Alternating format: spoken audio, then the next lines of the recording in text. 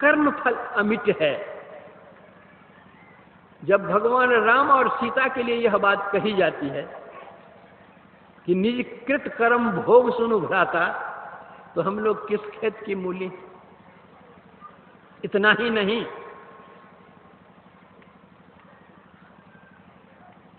जब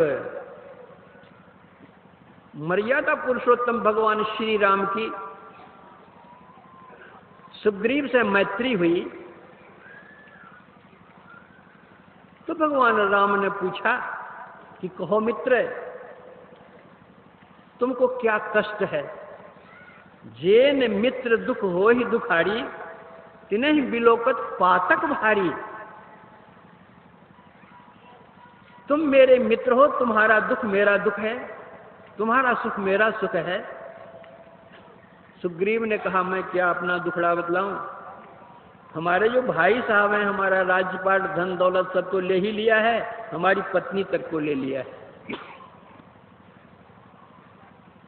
और दिन रात उसी की चिंता बनी हुई रहती है, कब आकर के वो मार डालेगा हमको, कोई ठिकाना नहीं।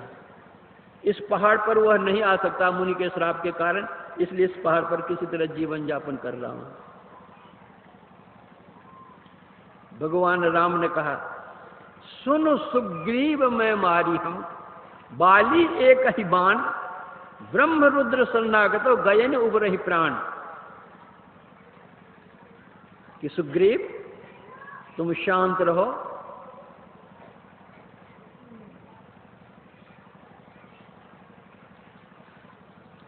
सखा सोच त्यागब बल मेरे, सब विधि घटब काज में तोरे।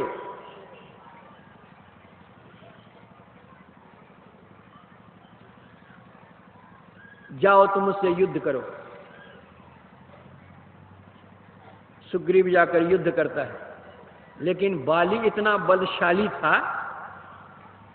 कि जिसने रावण को भी 6 महीने तक रख लिया था अपनी कांख में। जिस रावण के साथ युद्ध करने में भगवान राम का पसीना छूट गया था, उस रावण को 6 महीने रखा था बाली। कितना बलशाली था। बाली ने जो तप किया था, वरदान में उसने लिया था कि जो मेरे सामने युद्ध करने के लिए आवेगा, उसका सारा बल मुझ में आ जाएगा। अगर भगवान श्री राम भी सामने सामने युद्ध करते तो भगवान राम का बल बाली में आ जाता, और बाली तो तप के कारण वो बली था ही। तो भगवान का जब बल आ जाता बाली में, तो और बलशाली बन जाता, भगवान फीके पड़ जाते। इसलिए बिटप ओट देखई रघुराई, आमने सामने युद्ध नहीं करके भगवान युद्ध एक वृक्ष की आड़ लेकर के तीर मारते हैं। वह तीर बाली के शरीर में लगता है और वह धराशायी हो जाता है। भगवान राम जाते हैं बाली के पास,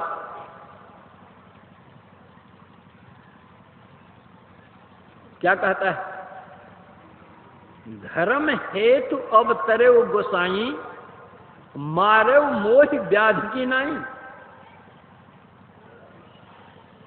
कि हे राम, आपका अवतार धर्म की रक्षा के लिए हुआ है, लेकिन आपने जो मेरे साथ व्यवहार किया है, यह साधु का व्यवहार नहीं, यह तो व्याध का व्यवहार है, जो छिप करके वो शिकार खेलता है। परिणाम क्या हुआ? वे ही भगवान राम द्वापर युग में कृष्ण हुए हैं,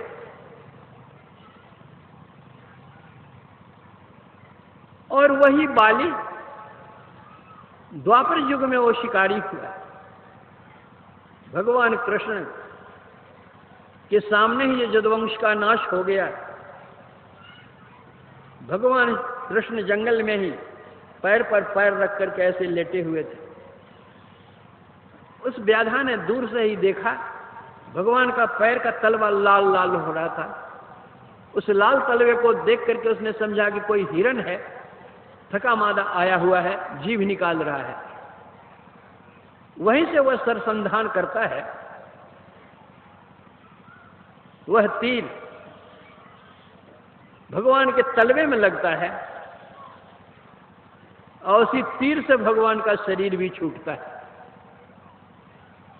त्रेता युग में भगवान राम ने जो किया था व्याध का काम, द्वापर युग में भगवान राम उसका बदला देते हैं कि लो,